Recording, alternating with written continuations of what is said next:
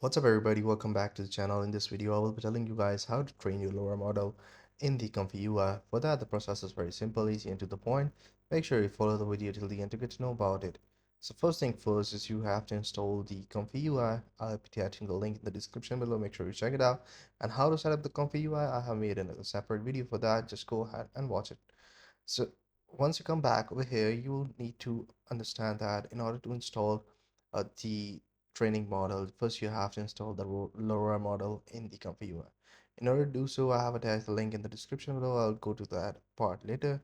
Just go ahead and go to this link. In here, once you scroll up, you'll see that there are two different links. One with the V1 version and one with the other version. Make sure you install both of these, and then or you can easily clone these repository from the GitHub in the git bash and then attach it with the uh, comfy UI.